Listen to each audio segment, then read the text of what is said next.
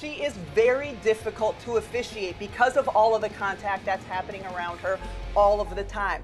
That being said, I was in contact with a number of WNBA coaches yesterday about this topic of the officiating in the WNBA. What Rebecca Lobo just said about Caitlin Clark and the WNBA refs isn't just bold. It's a wake-up call, the kind the WNBA can't afford to keep ignoring. Because right after we watched yet another stunning display of the Caitlin Clark effect, it came against the backdrop of some of the most questionable officiating we've seen all season. In that Fever versus Sun game. And the truth is, that kind of refereeing doesn't just hurt one player, it could shake the very foundation of the WNBA. Rebecca, a legend of the game, just hit the panic button. This wasn't some hot take. She pulled back the curtain and revealed what's really being whispered in WNBA circles, the kind of stuff the league doesn't want in the spotlight. But it needed to be said, all of it, because if there's one thing the season has shown us, it's that the WNBA still doesn't know how to protect its biggest star, Caitlin Clark, now. Let's unpack what Rebecca revealed, along with a major update from the Fever camp, one that brings hope, but also makes the league's silence feel even more deafening. But before we dive in, like this video, every like is another whistle for these refs. Because the one they've got, it's clearly just for show, and hit subscribe for everything Caitlin Clark and Fever. Let's rewind, because the WNBA seriously needs a reminder. The second-year player clearing out that side of the floor, shooting on Stewie, and then watch the reaction with one another. Stewie's left. As I sit here writing this, Caitlin Clark's triumphant return is still fresh just a few games back. She lit up the court with 25 points in the first half alone, including 3 jaw-dropping logo bombs in just 38 seconds. It was a stretch. So explosive. It didn't just wake up the fans who'd missed her magic, it sent a clear message across the league. A powerful reminder of exactly who's in the driver's seat now. And Cunningham is down behind the play, but they've got Caitlin Clark. 2 players with incredible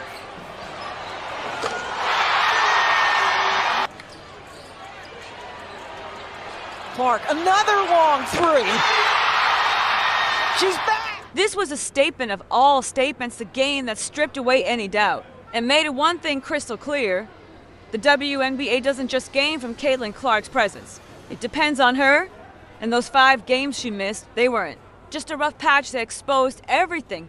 Viewership dipped, social engagement nosedived, national buzz disappeared, and just like that, every other WNBA storyline without Caitlin started to feel like background noise barely worth tuning into. But here we go with Caitlin Clark singularly being missing for the time she was gone, and ratings tanking 50% in some cases.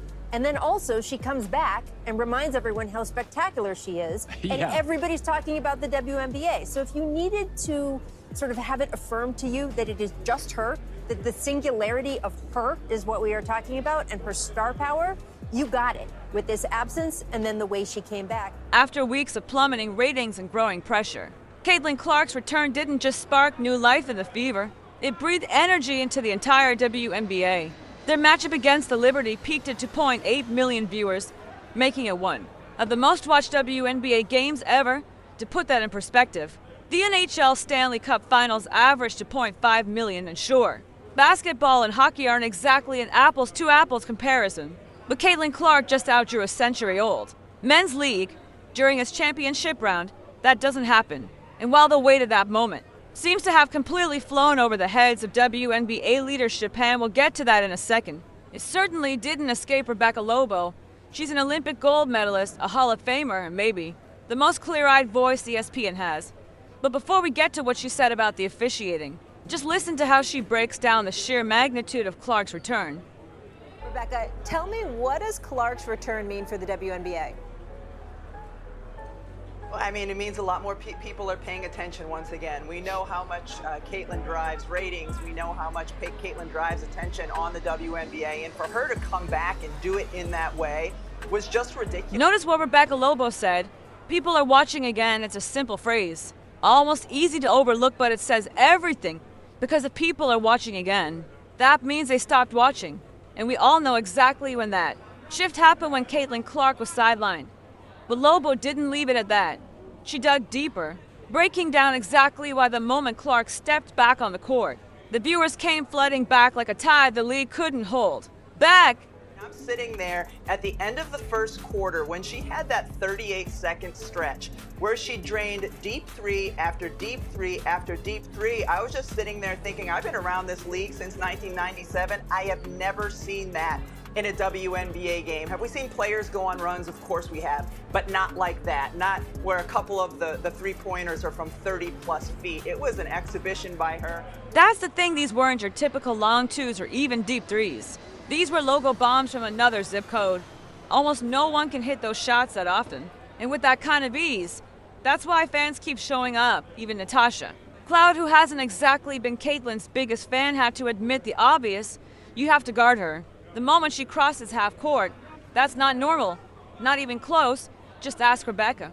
It was just ridiculous. It's not often that you're watching the WNBA or that I'm watching it and I'm like, wow, I've just never seen this before. All of this makes what's been unfolding not just since Caitlin's return, but really stretching back through last season and bleeding into this one deeply unsettling. Because at this point, it's not just about missed calls or gritty defense. We're talking about a pattern, one that's grown so clear, so unmistakably blatant, that even respected WNBA veterans like Rebecca Lobo are now stepping up, raising their voices. In that game against the Sun, that should have sent a chill straight through the heart of the league. This angle is wild, folks. There's the eye gouge. Watch Mabry. Boom! I mean, come on. JCS Sheldon and Marina Mabry basically tag teamed Caitlin Clark mid-game first, with a claw to the face, then a body check that sent her crashing to the court, and somehow, neither of them got ejected. Now look, this isn't me pretending Caitlin wasn't jawing a bit with JCS earlier, she was. But trash talk isn't a green light to physically take someone out. You can't just slam the face of the league to the floor like it's WWE and expect everyone to shrug it off. Even the commentators were caught off guard, you could hear it. In their voices, they expected an ejection, and across the league, the reaction was instant. Coaches, analysts, fans, even players, everyone was stunned by what went down. Hey, we would have been crashing that team. Courtney, if somebody ever tackles you like that, Nobody would ever tackle me like that. They would play with Bridget like that, and then we would have to like take it up there. Okay. You see what I'm saying? But I'm just saying. Nobody would ever play with me like If that. that ever happens, you better crash out behind me, because I'm crashing out behind you. We can share the same jail cell. Now, of course, the face claw and shove on Caitlin was the viral moment, the clip everyone's seen, everyone's talking about. But let's be real, that wasn't just some random burst of chaos. The tension had been simmering all game long. You could feel it. And the refs, they just kept letting it slide, letting it build, until it finally boiled over right in front of everyone. This is JC Sheldon right here with an entire handful of Caitlin Clark's shoulder and bicep, and she's twisting it, okay? I mean, this is wild. Here's the zoomed out look, the snapshot. I mean, this league does not have control of its players. And that chippiness, it went from a slow simmer to a full-on boil fast. And of course, Stephanie White was livid after the game. You could see it before she even opened her mouth, her body language. Said it all. She sat down, took one deep breath.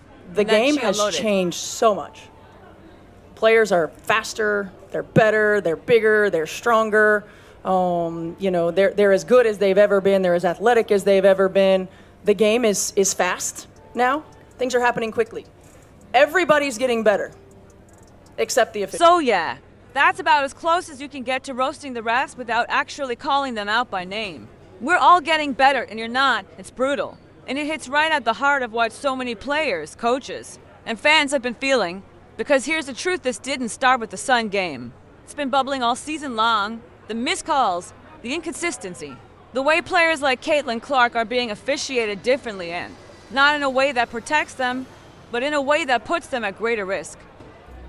What was that play? Oh my God, this is rigged.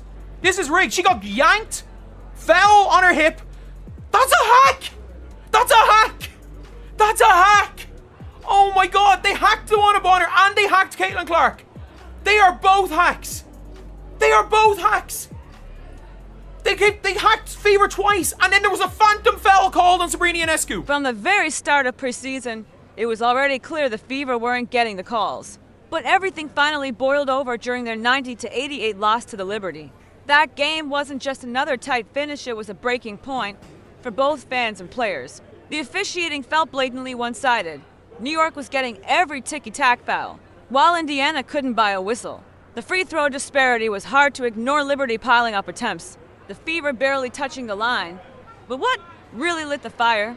The final minutes, missed calls, blown whistles, silence when it mattered most. The worst came on the last possession. Caitlin Clark was clearly fouled by Natasha Cloud, so much so she couldn't even get a shot off. Replay after replay confirmed it. Social media exploded. Analysts called it out.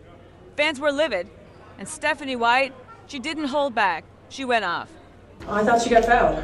You know, I think it's pretty egregious what's been happening to us the last few games. You know, a minus 31 free throw discrepancy. And I might be able to understand it if we were just chucking threes, but we're not. We're attacking the rim. And the disrespect right now for our team has been pretty unbelievable.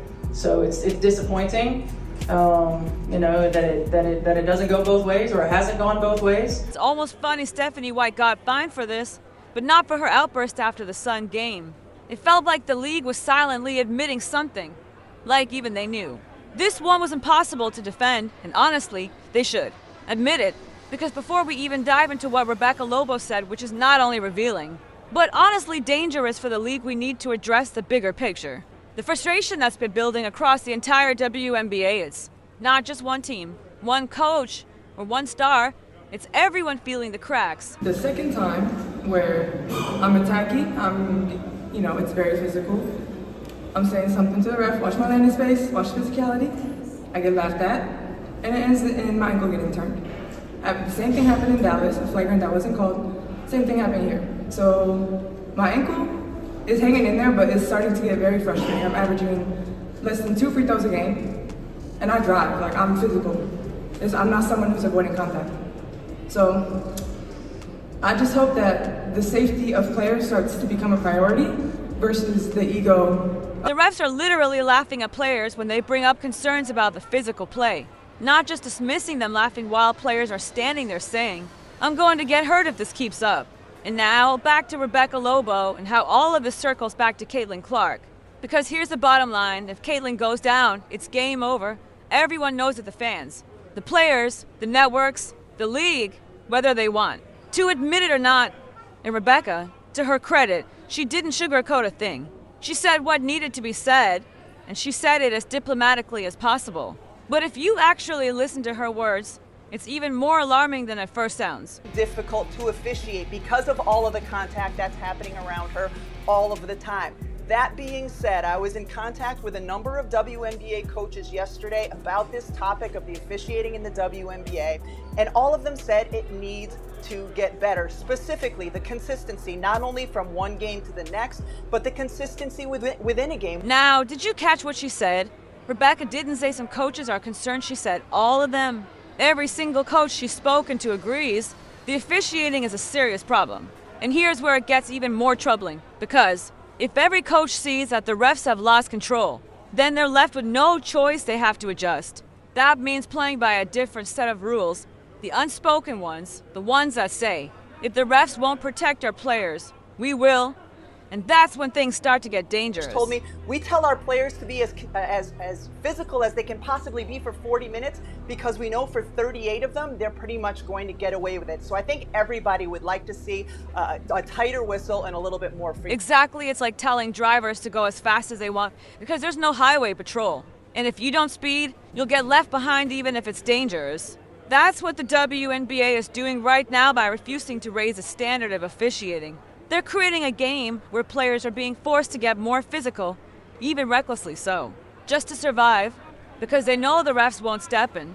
And we've already seen the fallout, blatant fouls against Caitlin Clark, cheap shots, body checks, rising frustration from coaches, players, and fans alike, and eventually, when it happens over and over again, it stops feeling like missed calls and starts looking like a message, like the league is quietly saying when it comes to guarding Caitlin Clark, it's open season. And like, they just kept shoving Caitlin. They're like, well, they can't keep calling. They can't just keep calling fouls. I'm like, They're literally just running around hacking her.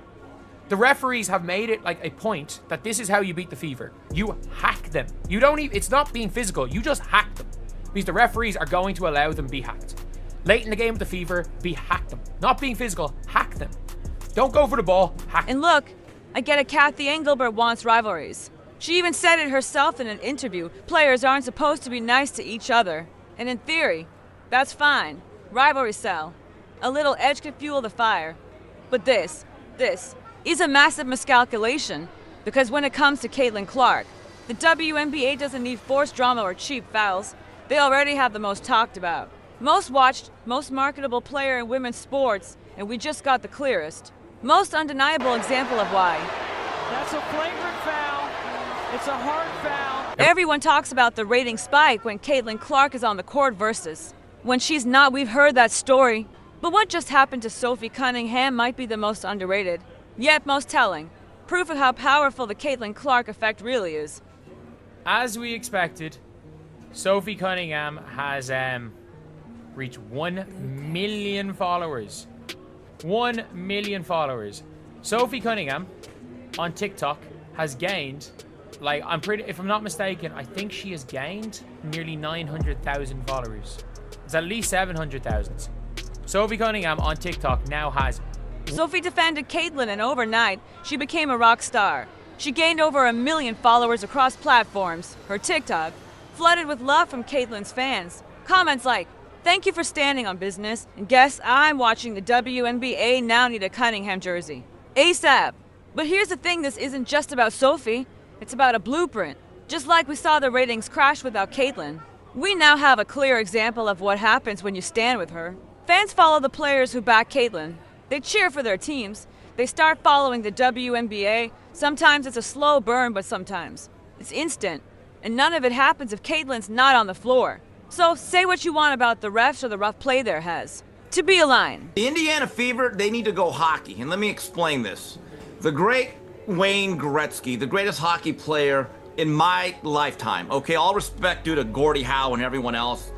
But they had a rule in the National Hockey League, and I've heard quotes where defensemen have said, they were asked, "Hey, how come you don't nail Gretzky along the board?" They said, "No, we'll hit him."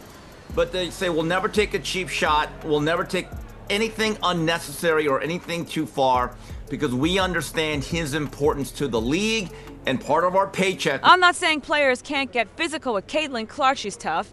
She can handle contact. And she's not out here asking for special treatment, but going after her eyes. Like JCS Sheldon did.